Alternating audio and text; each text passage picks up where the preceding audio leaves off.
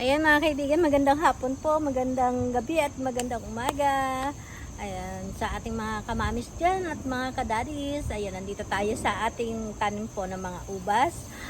At ang gagawin po naman natin ngayon ay kukuhanin natin yung bunga kasi nanlalaglag na po yung mga bunga. Sayang naman. Hinog na kasi. Ayan, sandali lang. Ito o, minakuha na ako eh. Ayan o. Ayan. Hinog na eh. Nanlalaglag na siya. Ang tatamis niya. Ang tamis ng ating ubas. Kaya gustong gusto siya ng mga ibon. Ngayon, unahan na natin ang mga ibon. Kunin na natin.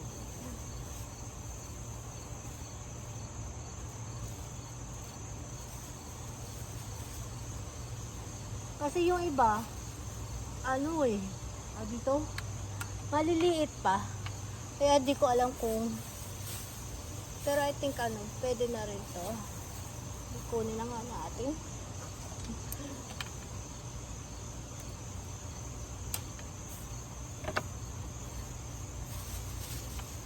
Pinakabalot-balot natin eh kasi inuunahan tayo ng ibon.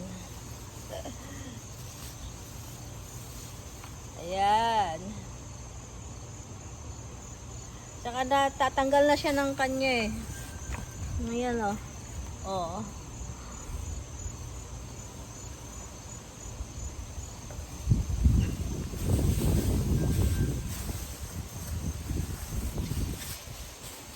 Sabi natin plastic.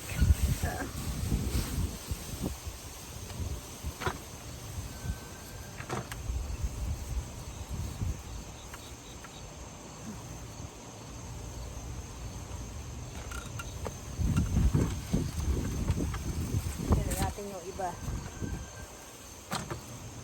Oops.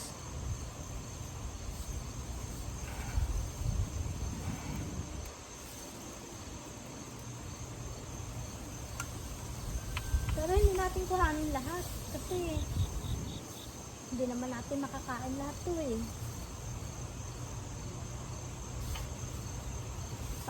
Pag gusto uli natin, kuha na lang uli tayo. Madali lang naman kumuha.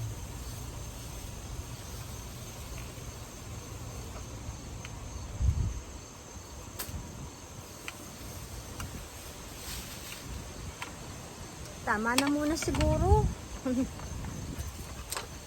Madami-dami na rin to. Ayan o. Hindi naman natin mauubos yan.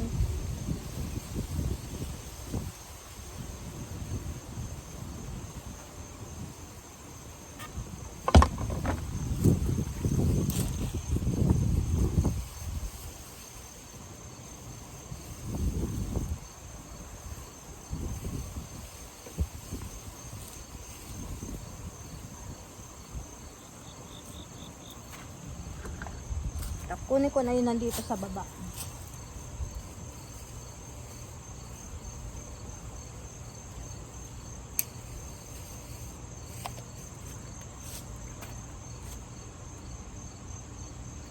Parang umaambon. Yeah, umaambon nga. Ayan. Tanyo, 'di ba? May mga tanggal-tanggal kasi kinakain ng ibon. Tulad niyan, oh. Tanyo, ang dami nang nakuha, oh. So, ayan. Saka ulit tayo kumuha. Kasi madami na to, oh. Yan, nahulog pa. Ayan, madami na to. Diba? Oh, meron na tayong pang snack na fresh na ubas galing sa aking tanim. Oh, diba? Ayan. So, malapit na kasi matapos yung panahon ng aming mga tanim.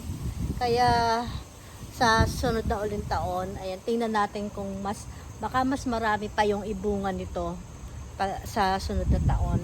At saka baka mas malalaki kasi hindi naman siya kalakihan talaga yung mga bunga niya. Pero ang importante is matamis naman yung bunga niya. Kaya okay na rin. Ang tamis kaya ng bunga. Ang sarap. So, ayan po mga kaibigan. Maraming salamat po sa panonood nyo. Paalam! Ubas tayo!